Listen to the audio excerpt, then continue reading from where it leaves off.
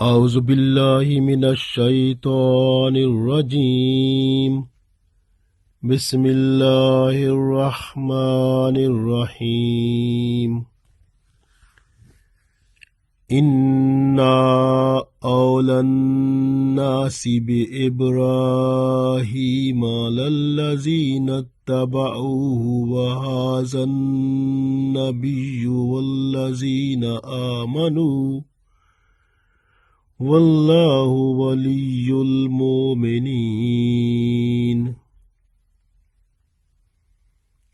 عزیز دوستو، السلام علیکم ورحمۃ اللہ وبرکاتہ۔ سورہ آل عمران آیت نمبر 68 تلاوت کی ہے۔ اس آیت میں اللہ تعالیٰ نے واضح طور پر ارشاد فرما دیا ہے کہ ابراہیم علیہ السلام جو ہیں وہ ان کی ملت پر رسول اللہ صلی اللہ علیہ وآلہ وسلم ہیں، اور جو رسول اللہ صلی اللہ علیہ وآلہ وسلم پر ایمان لاتے ہیں وہ ہیں۔ پڑھتے ہیں انشاءاللہ معلوم ہو جائے گا۔ ارشاد ہوتا ہے اللہ تعالیٰ کا، انا بے شک، اول الناسی، ناس یعنی لوگ، اولا کا مطلب ہے مناسبت رکھنے والے، اول الناسی یعنی مناسبت رکھنے والے، بے ابراہیم، ابراہیم علیہ السلام سے، انا اول الناسی بے ابراہیم، بے شک سب سے زیادہ مناسبت والے لوگ ابراہیم علیہ السلام سے، للذین وہ لوگ ہیں، نتبعوہ جنہوں نے پیروی کی یا پیروی کرتے ہیں، وہذا النبی اور وہ یہ نبی پاک صلی اللہ علیہ وآلہ وسلم ہیں، والذین آمنوا اور وہ لوگ جو ایمان والے ہیں، یعنی جنہوں نے رسول اللہ صلی اللہ علیہ وآلہ وسلم پر ایمان لے آئے ہیں وہ لوگ ہیں، واللہ اور اللہ تعالی، ولی المومنین اور اللہ تعالی مومنوں کا ولی ہے یعنی دوست ہے۔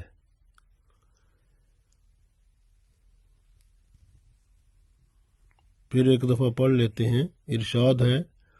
انا اول الناس بابراہیم للذین اتبعوہ وہذا النبی والذین آمنوا واللہ ولی المومنین۔ ابراہیم علیہ السلام کے ساتھ تعلق میں سب سے زیادہ حقدار وہ لوگ ہیں جنہوں نے ان کی پیروی کی، اور یہ نبی پاک صلی اللہ علیہ وآلہ وسلم اور وہ لوگ ہیں جو ان پر یعنی آپ صلی اللہ علیہ وسلم پر ایمان لاتے ہیں، اور اللہ مومنوں کا دوست ہے۔ حضرت ابراہیم علیہ السلام کے قریب تر وہ لوگ ہیں جو ان کے پیروکار ہیں۔ رسول اللہ صلی اللہ علیہ وآلہ وسلم حضرت ابراہیم علیہ السلام کے سب سے بڑے پیروکار ہیں، کیونکہ ابراہیم علیہ السلام شرک سے آزاد تھے، شرک سے بیزار تھے۔ رسول اللہ صلی اللہ علیہ وآلہ وسلم شرک سے بیزار ہیں، شرک سے آزاد ہیں، اور لا الہ الا اللہ کی تصویر ہیں۔ لا الہ الا اللہ کو ہی آگے بیان کرنے والے ہیں، اور لا الہ الا اللہ محمد الرسول اللہ کا کلمہ بلند کرنے والے ہیں۔ اور آپ صلی اللہ علیہ وآلہ وسلم جو ہیں وہی سب سے اعلیٰ ہی اس مرتبے پر ہیں کہ جو ملت ابراہیم کی ایک جامع نشانی ہے، اور ابراہیم علیہ السلام کی ہر سنت پر، ہر اس عمل پر جو اللہ کو محبوب ہے، رسول اللہ صلی اللہ علیہ وآلہ وسلم اس پر عمل پیرا ہے اور اسی کی تلقین بھی کرتے ہیں۔ اس لیے امت محمد صلی اللہ علیہ وسلم ملت ابراہیمیہ بھی کہلاتی ہے۔ رسول اللہ صلی اللہ علیہ وسلم پر ایمان لانے والے اور اطاعت کرنے والے بھی ابراہیم علیہ السلام کے پیروکار ہیں۔ آپ صلی اللہ علیہ وآلہ وسلم ابراہیم علیہ السلام سے خصوصی نسبت رکھتے ہیں۔ یہود و نصارہ تو شرک میں مبتلا ہیں۔ ابراہیم علیہ السلام تو شرک سے بیزار تھے، ایک اللہ کے ہو گئے تھے۔ امت محمد صلی اللہ علیہ وسلم بھی ملت ابراہیمی میں شرک سے بیزار ہے اور ایک اللہ کی ہو گئی ہے۔ گویا امت محمد صلی اللہ علیہ وسلم میں ہر شخص شرک سے بیزار اور ایک اللہ کی طرف وقف ہے،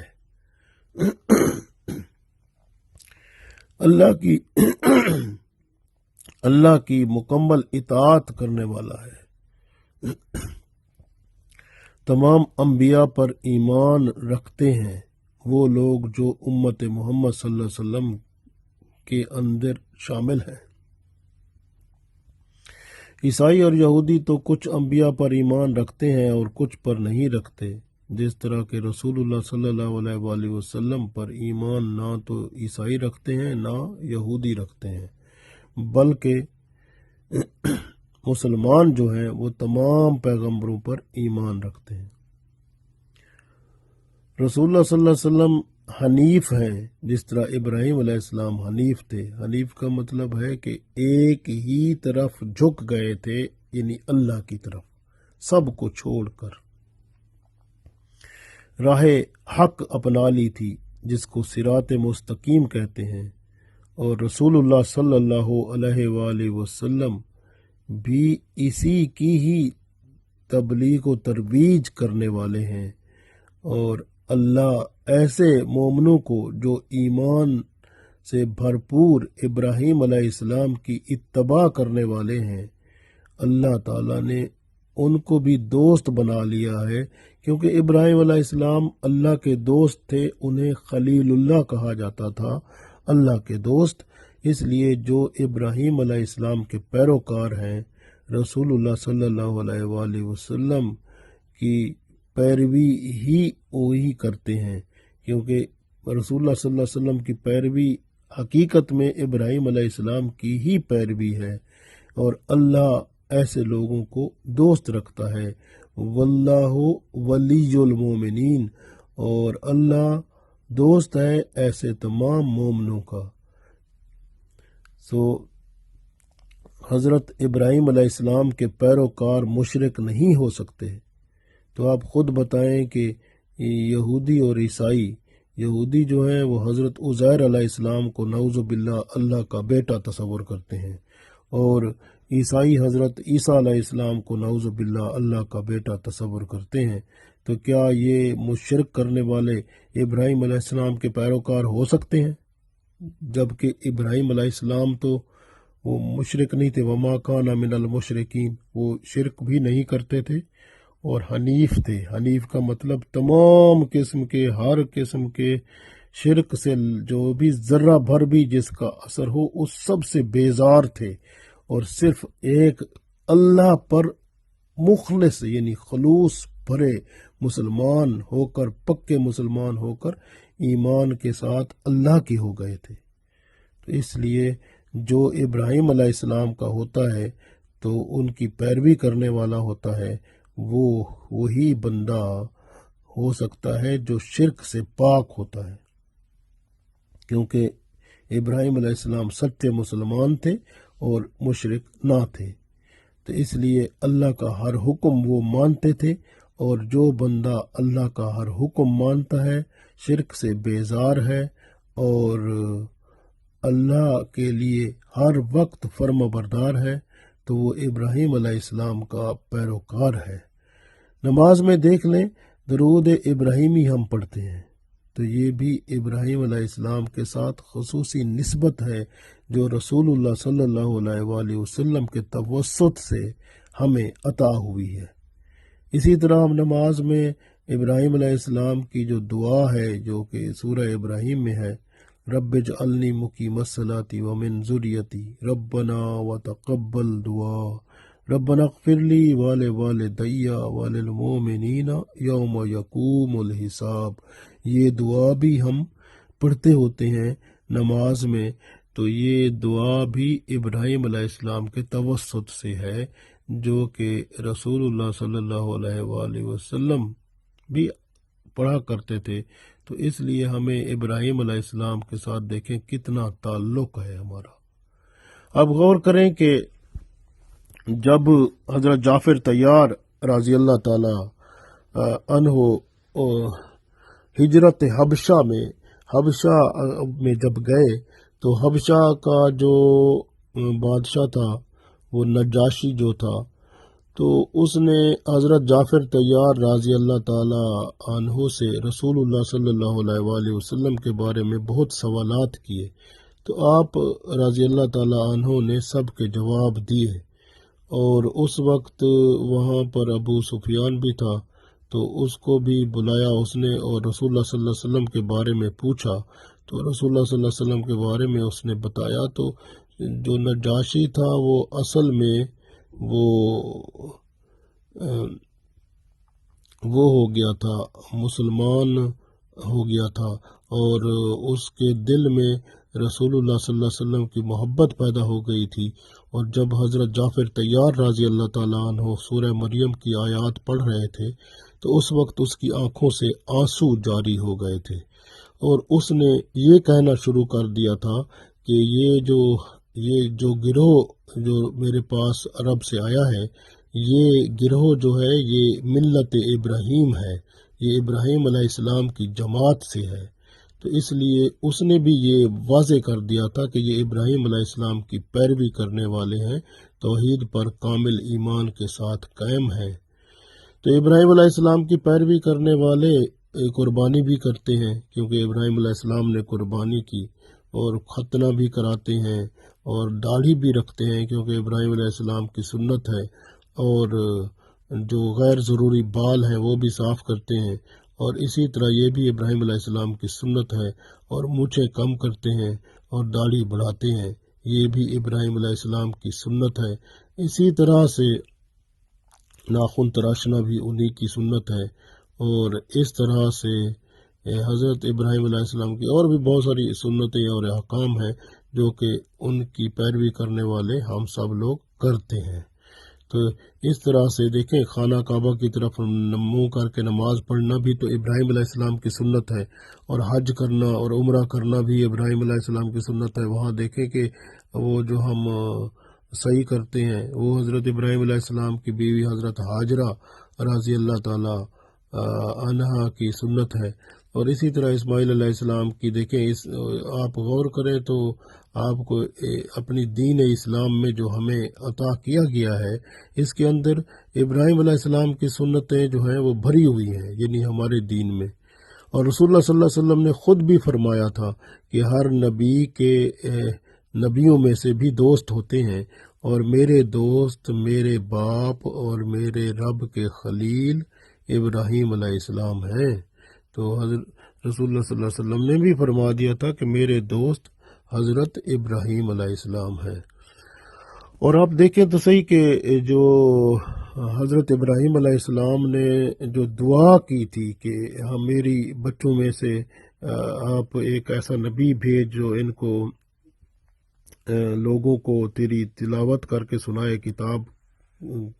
کی تلاوت کرے اور ان کو علم سکھائے اور ان کو حکمت سکھائے اور ان کو پاک کرے،